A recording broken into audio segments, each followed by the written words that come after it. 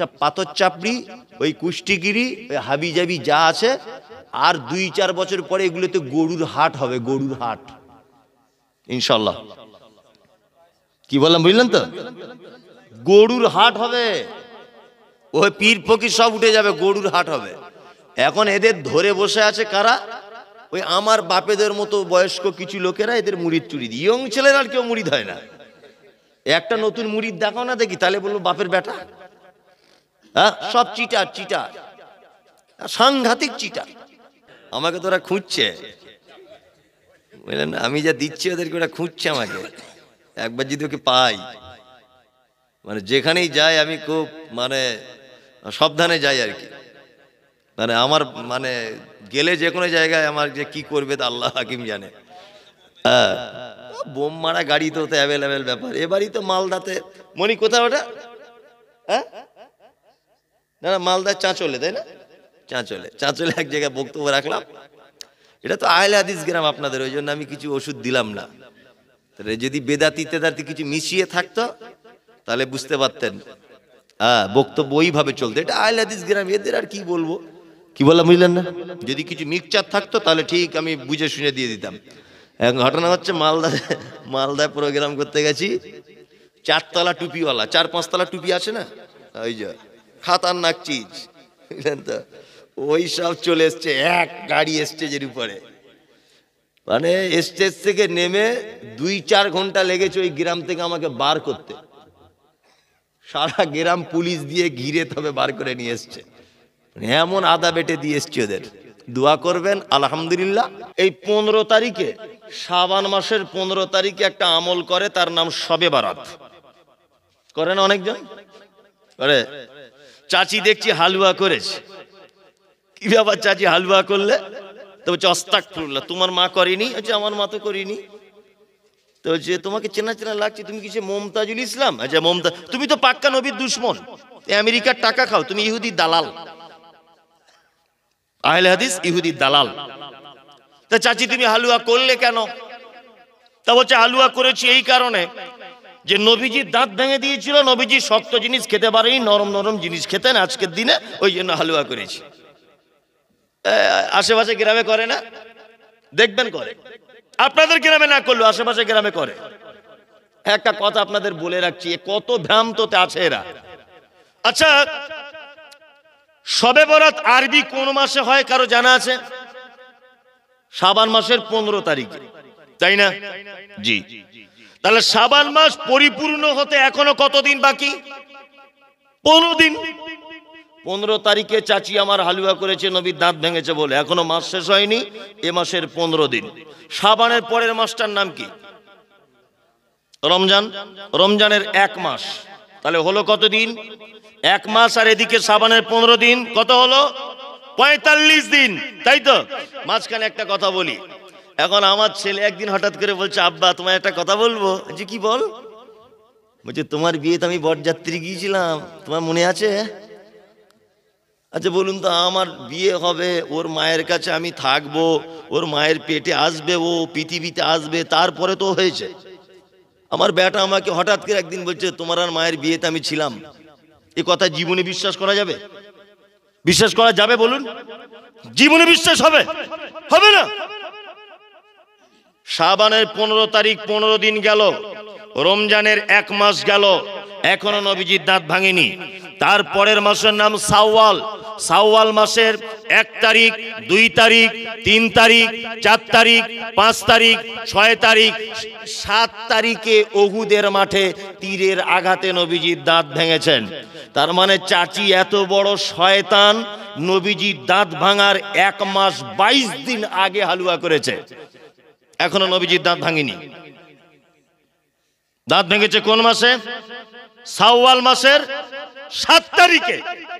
আরে তুমি নবীকে ভালোবাসো, নবী শক্ত জিনিস খেতে পারেনি, হালুয়া খেয়েছে, এটা যদি সুন্নতি যদি হয় তাহলে 7 তারিখে ভেঙেছে, তুমি অন্তত 8 তারিখে করো শাওয়ালের, তা না করে 1 মাস 22 দিন আগে হালুয়া করেছে। আশ্চর্য ব্যাপার। কত যে ভুয়া আমল চলছে বর্তমান বাজারে। আল্লাহু আকবার। মুহাম্মদ সাল্লাল্লাহু আলাইহি ওয়াসাল্লাম তিনি বলছেন, আখিরুল কালাম লা ইলাহা ইল্লাল্লাহ ফাদাখালাল জান্নাত। কোন মানুষ মারা যাবার সময়তে তার জীবনের শেষ বাক্য যদি এটা হয় লা ইলাহা ইল্লাল্লাহ, তাহলে তার থাকার জায়গা জান্নাত।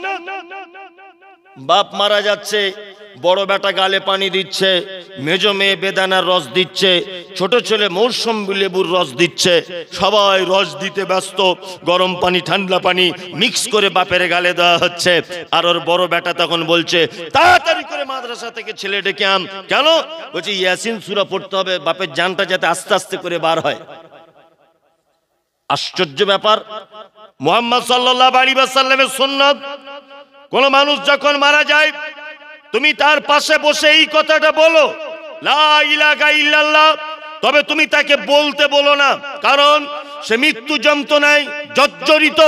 মৃত্যু যন্ত্রণার কারণে যদি তুমি বলতে তাকে বাধ্য করো, সে যদি একবার অস্বীকার যদি করে দেয় ফাদাখালান নার, তার বিপরীত তার থাকার জায়গা জাহান্নাম।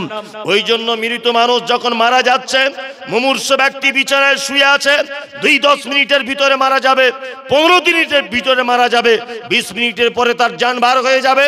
এই রকম মানুষের পাশে বসে আপনি নিজে নিজে বলুন লা ইলাহা ইল্লাল্লাহ, লা ইলাহা ইল্লাল্লাহ, লা ইলাহা ইল্লাল্লাহ, লা ইলাহা ইল্লাল্লাহ। তোমার বলার আওয়াজ শুনে যদিও বলে ফাদাখালাল জান্নাত, তাহলে ওর থাকার জায়গা জান্নাত।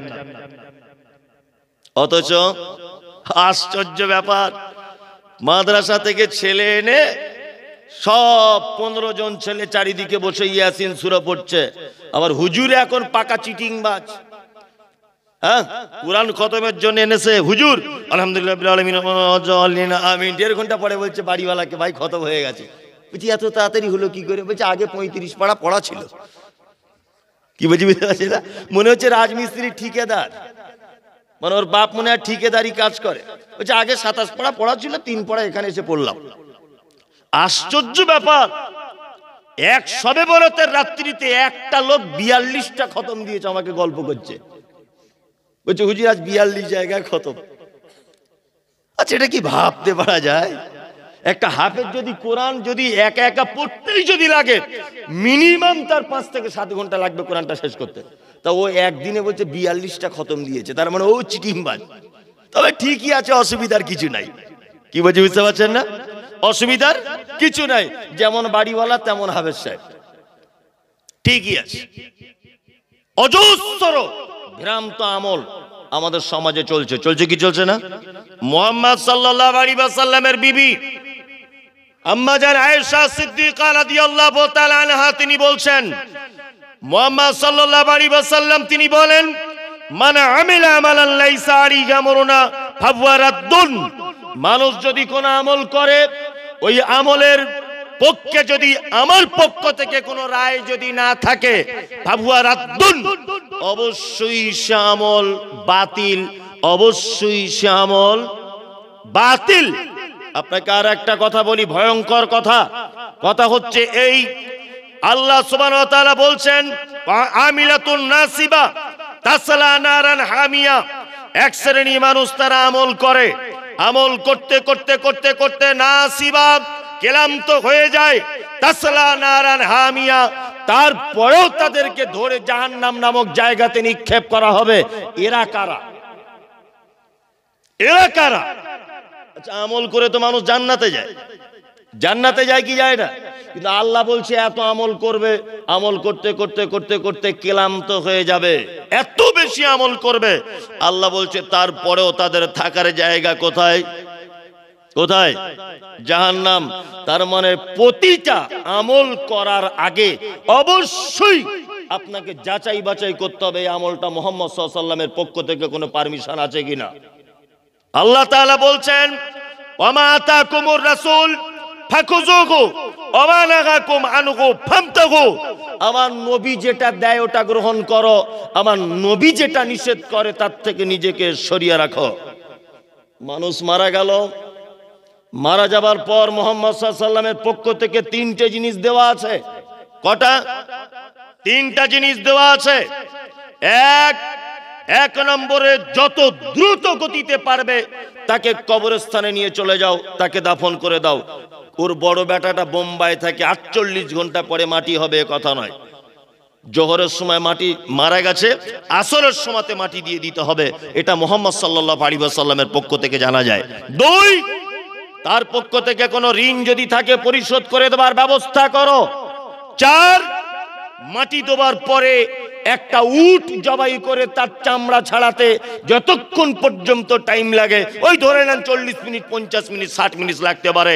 এই রকম সবাই মাটি দিয়ে চলে আসবে, তার বড় বেটা, তার মেজো বেটা, তার বেটা, তার ছোট বেটা, তার জামাই, তার নিকট ভাই, কেউ এরকম আত্মীয় স্বজন 10-12 জন কবরের সাইডে একটু দাঁড়িয়ে থাকবে, কবর টবর ঠিক করবে। কতক্ষণ? একটা উট জবাই করে তাকে চামড়া ছাড়াতে টাইম লাগে যতক্ষণ, এতক্ষণ পর্যন্ত তার নিকট আত্মীয় স্বজন দাঁড়িয়ে থাকবে, সবাই মাটি দিয়ে চলে আসবে, এ কথাই ঠিক।